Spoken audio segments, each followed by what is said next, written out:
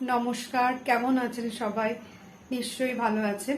তো আমি আবারও অনেক দিন পর চলে এসেছি আবারও একটা মিনি ব্লগ নিয়ে। তো আমি আজকে বানালাম ডিমের কোরমা। তো কেমনভাবে বানালাম সেটাই আপনাদের সাথে শেয়ার করব। আর এই রেসিপিটা ডিমের অন্যান্য রেসিপির থেকে অনেকটাই আলাদা, খেতেও বেশ সুস্বাদু। রুটি বা ভাত দুটো দিয়ে আপনারা খেতে পারেন। তো চলুন দেখতে থাকুন, ভালো লাগলে অবশ্যই বাড়িতে বানিয়ে নেবেন। দেখুন, ডিমের কোরমা বানানোর জন্য প্রথমেই ডিমগুলোকে সেদ্ধ করে নিচ্ছি।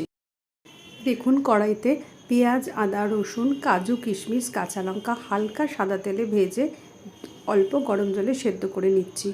আর এদিকে আমি ডিমগুলো ছাড়িয়ে নিচ্ছি। এরপর হালকা সেদ্ধ করে রাখা মশলাগুলো কড়াই থেকে নামিয়ে মিক্সিতে ব্লেন্ড করে নিলাম। দেখুন, কড়াইতে 1 চামচ ঘি দিলাম এবং ফোড়নের জন্য দিয়ে দিলাম গোটা গরম মশলা। দেখুন, এরপর কড়াইতে ব্লেন্ড করে রাখা পেস্টটা দিয়ে দিয়েছি এবং এতে অ্যাড করেছি পরিমাণ মতো নুন, মিষ্টি, ফেটানো টক দই আর কাসুরি মেথি।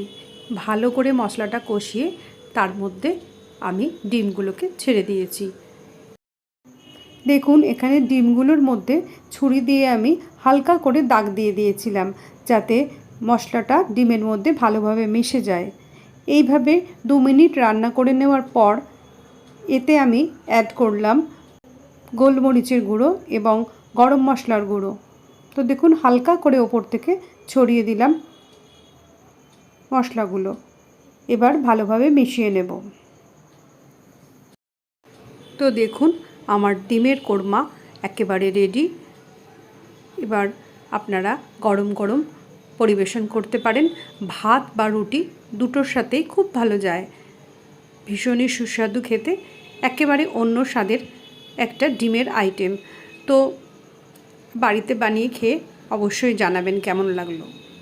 এই ছিল আমার মিনি ব্লগ। কেমন লাগলো অবশ্যই জানাবেন। আর এ প্রসঙ্গে একটা কথা বলে রাখি, এখানে আমি সবটাই হয়তো ক্যামেরাবন্দি করতে পারিনি। বুঝতেই পারছেন, আমি নিজেই নিজের ক্যামেরাম্যান। রান্না করা, ক্যামেরা ধরা, এটা ভীষণই টাফ। তো যাই হোক, আমি তবুও যতটা পেরেছি চেষ্টা করেছি আপনাদের সাথে শেয়ার করার।